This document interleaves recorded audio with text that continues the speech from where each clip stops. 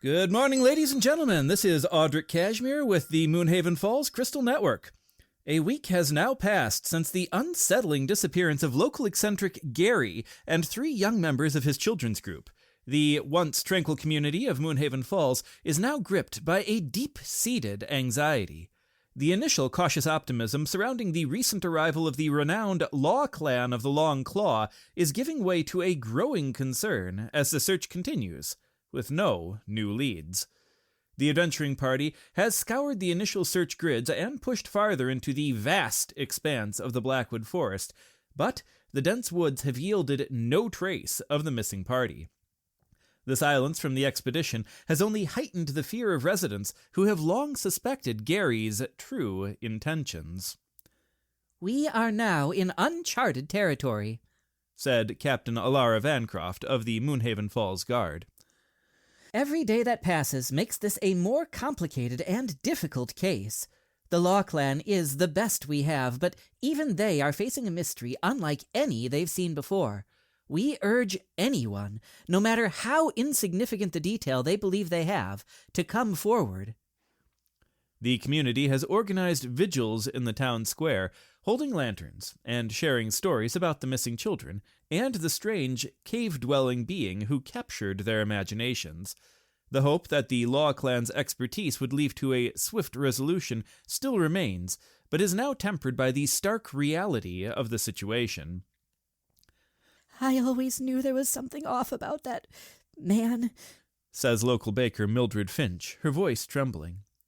"My children wanted to join his so-called guild, but I never let him. Oh, I'm just so grateful I followed my mother's intuition." Bartholomew Tussle, owner of the local apothecary, offered a more somber perspective. "It's a black mark on this town's history. We can only pray the children are safe. Gary is another matter altogether." The vigils continue nightly in the town square, a somber testament to the community waiting for answers.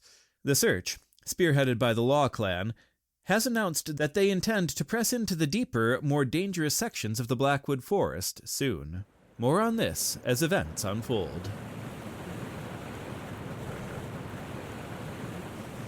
Greetings, Seekers of Destiny, and welcome once more to the arcane whispers of Alara Meadowlight. 2 more weeks have now woven themselves into the grand tapestry of time since the Moonhaven Falls began its constant, luminous hum. The quietly fading, but still joyful duet revitalizing the living heart of magic for our village. 18 weeks now stand between us and the Phoenix's initial fiery ascent, a journey marked by profound shifts. Today, however, the very air of the falls shimmers with a new, ethereal presence. A swarm of luminous, dragonfly-like fey creatures, of a kind never before witnessed in these lands, has begun to gather and dance in intricate, silent patterns around the glowing Moonhaven Falls. Their delicate wings shimmer with an iridescent light, catching the fall's inner glow, their movements seeming to respond to its deep hum, creating a ballet of pure magic. Their arrival marks a clear, undeniable intensification of the ambient magic around Moonhaven Falls, perhaps even hinting at a thinning of the veil between our world and the elusive Feywild. Drawn by the potent energies now active, this is an omen of heightened connection, of magic becoming more vibrant and easily accessible, but also of the unpredictable whims of the Fey. A special note on the luminous Fey Dragonflies.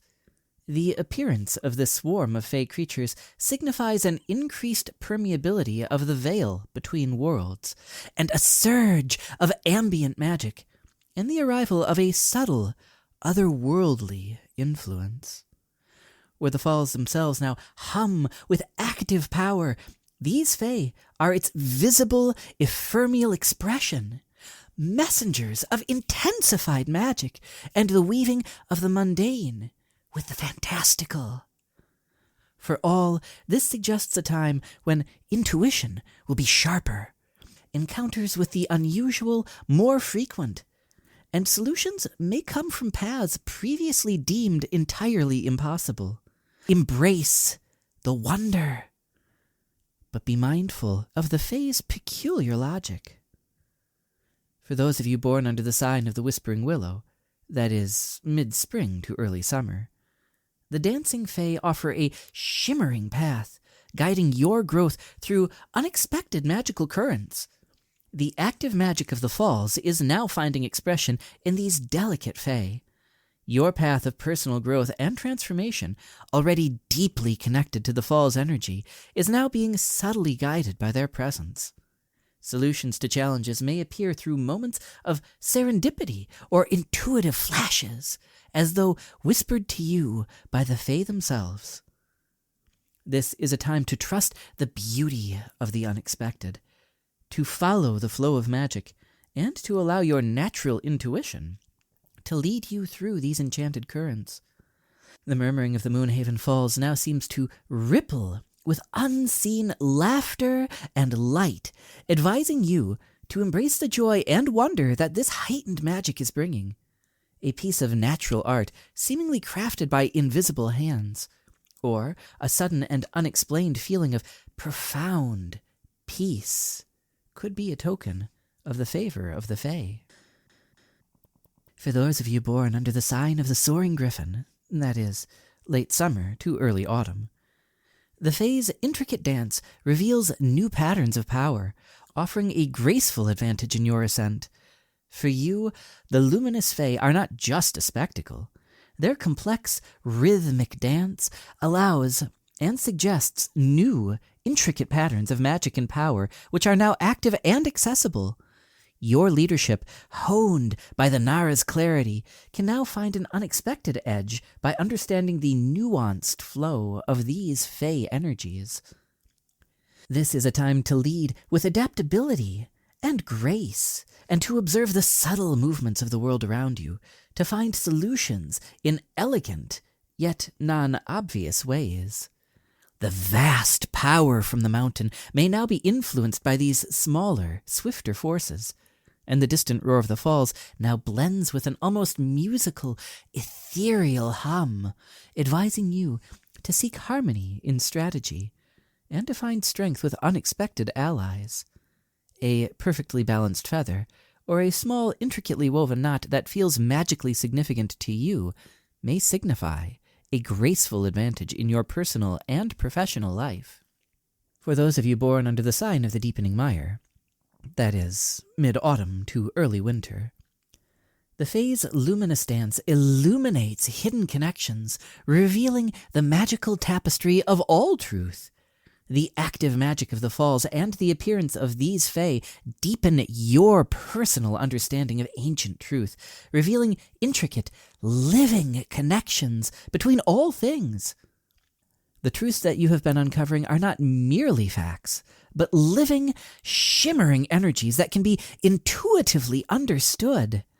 This is a time when the veil between the worlds is thin for you, allowing deeper insight into the mystical underpinnings of reality. Pay special attentions to visions, dreams, and the seemingly irrational impulses you may have, for they may well be messages from beyond the veil.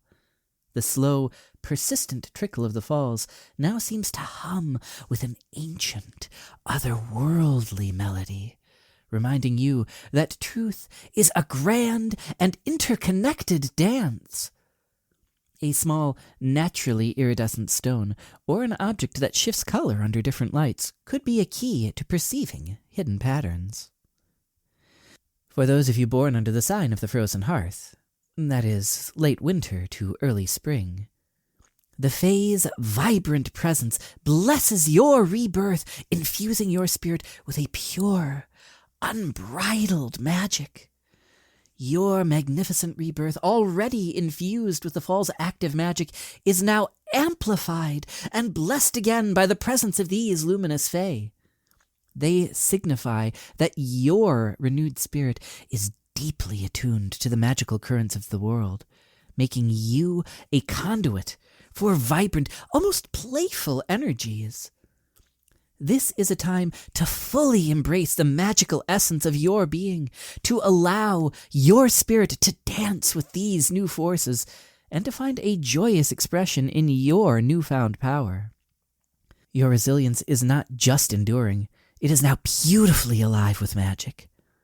The steady flow of the falls, even in its winter embrace, now sparkles with pure, unadulterated light, speaking of a spirit that is both eternal and utterly magical. A piece of surprising light, a glowing wood, or a small, perfectly formed dewdrop that seems to hold a rainbow of colors, could be a testament to your enchanted vitality. Please remember that these are but whispers from the cosmic currents, glimpses of what may be. The choices that you make, the actions that you take, these are the true shapers of your destiny. And may the light of the moon guide your path, and may your journey be filled with discovery and fortune, especially as the Fey dance their way into Moonhaven Falls.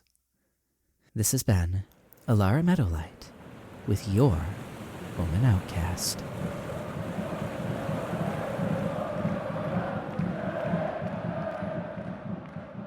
Do you possess a talent for the arcane arts? Do you seek to harness the power of magic to defend our community and uphold justice? Then the Moonhaven Sentinels, Spell Branch, calls to you. We are the magical defenders of Moonhaven, wielding the forces of arcane energy to protect the citizens from the supernatural threats and to enforce the laws of the land. As a sentinel of the Spell Branch, you will receive advanced training in various schools of magic, learning to weave potent spells of protection, offense, and divination. If you possess a sharp mind, a disciplined will, and a dedication to the responsible use of magic, we offer a unique opportunity to serve Moonhaven while developing your arcane potential. Join our ranks and become a vital part of the magical defenses, a guardian against unseen danger. Enlist today at the Moonhaven Citadel of the Arcane Arts, located near the Eastern District. Speak with Archmage Valerius Thorn for more information. Embrace your power, protect our realm, and join the Moonhaven Sentinels, Spell Branch.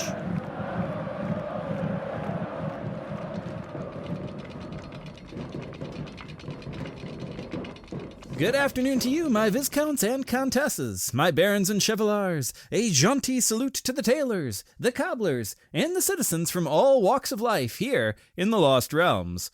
Welcome back to Crossroads Chronicles, where we delve into the unexpected talents and ingenious minds that populate the Lost Realms. Tonight, we are venturing into the workshop where brute strength meets surprising precision, where the usual expectations of a troll are turned delightfully on their head. Forget regenerative limbs and fearsome roars. We are about to encounter gears, levers, and a whole lot of elbow grease. Let's step into the fascinating world of a troll with a knack for non-magical engineering.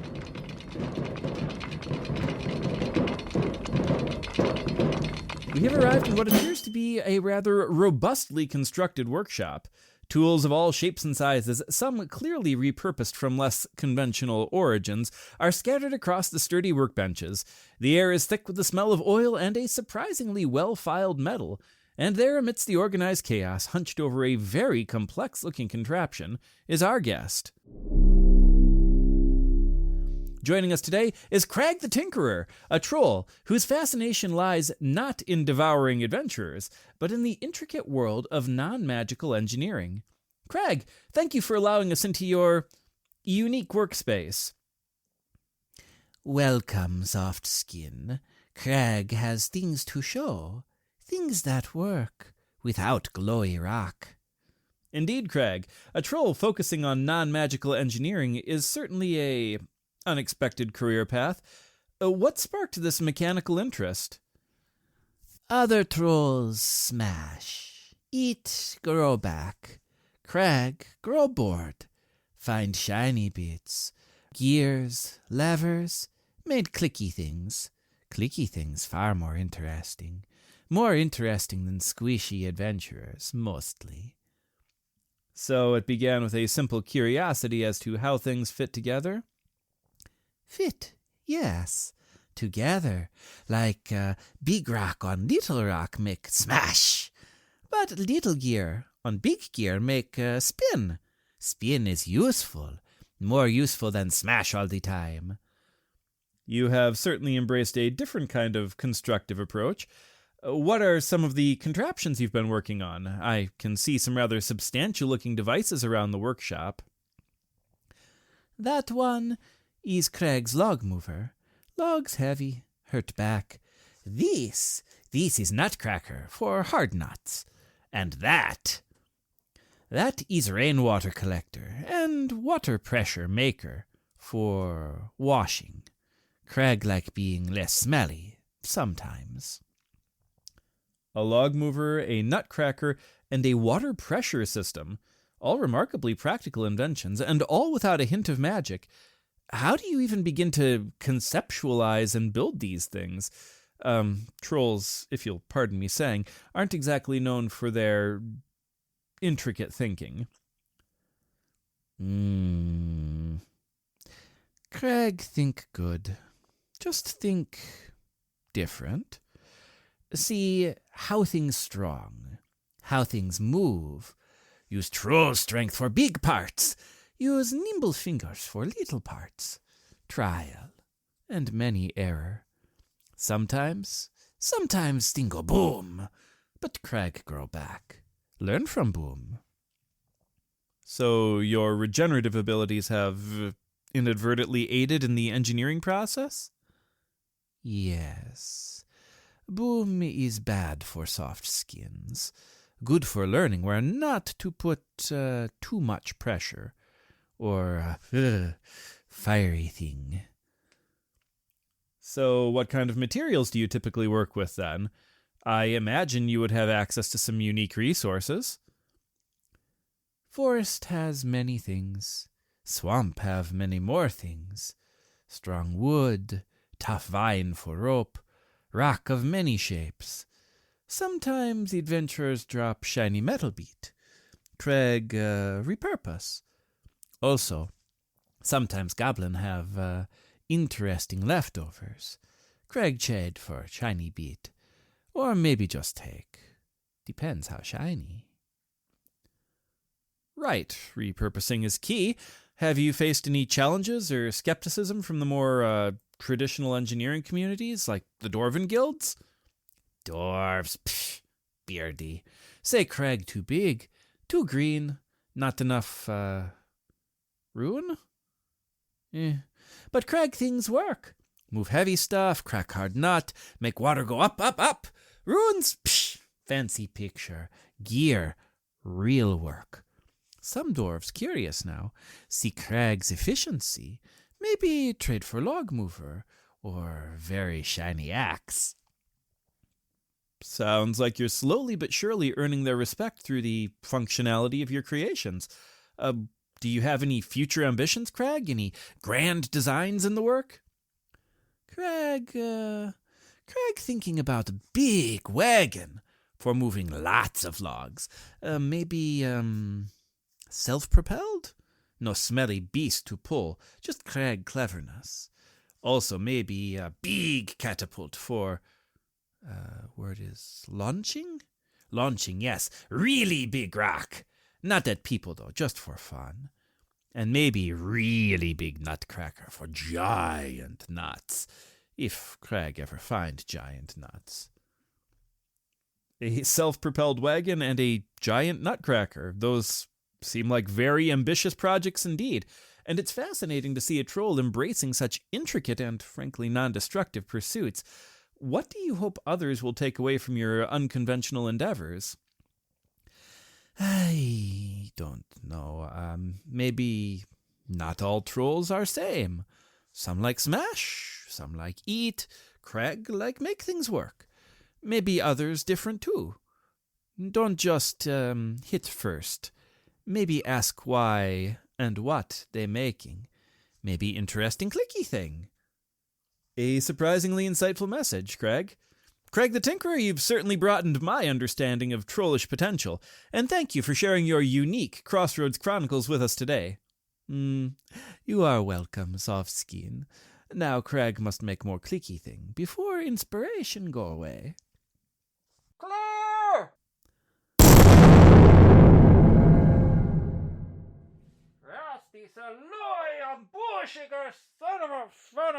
And that was Craig the Tinkerer, proving that ingenuity can bloom in even the most unexpected of places, and that even a troll can find fascination in the intricate world of nuts, bolts, and apparently the satisfying click of a well-engineered machine. Good evening, ladies and gentlemen. The peculiar saga of the Moonhaven Falls garden gnomes has now taken on a concerning turn. Earlier this afternoon, just days after the community has successfully reclaimed their lawn ornaments from the town center fountain, reports have confirmed that all previously returned garden gnomes have now disappeared from their respective gardens for a second time. This latest disappearance has Captain Alara Vancroft of the Moonhaven Falls Guard demanding an end to the ongoing disruption. "This is no longer a humorous prank. It is an organized and unsettling pattern of theft," stated Captain Vancroft. "To whomever is responsible for moving these gnomes, stop immediately and return the property to where you got it from. The Moonhaven Guard will be pursuing this matter quite aggressively." Meanwhile, the barracks has seen a small victory concerning the mysterious, unclaimed wizarding gnome. Following several nights of unexplained movement, the guard placed the figure in a locked glass display box. Unlike previous attempts to contain him in a simple cupboard, the glass box seems to have finally stopped the wizarding gnome's wanderings. "The wizarding gnome has remained in place since being moved to a secure glass case. We believe this confirms the movement was orchestrated by a person and not some form of innate magical quality," said Vice Captain Joshua Mantois. "Now we just need to find the person who's causing the rest of the town's gnomes to disappear." The current location of the missing garden gnomes is unknown, as they were not found in the town center fountain this time. However, there are unconfirmed reports of brief, fleeting sightings. A guard staff member, who wishes to remain anonymous, reported catching a glimpse of a garden gnome near the station this morning, only for it to vanish upon a second look. The Moonhaven Falls Guard is urging all citizens to remain vigilant. If you should see a group of people or find a cache of gnomes, catch sight of any unusual activity, or if you have any information about the person or persons responsible, please contact Captain Alara Vancroft of the Guard Barracks immediately.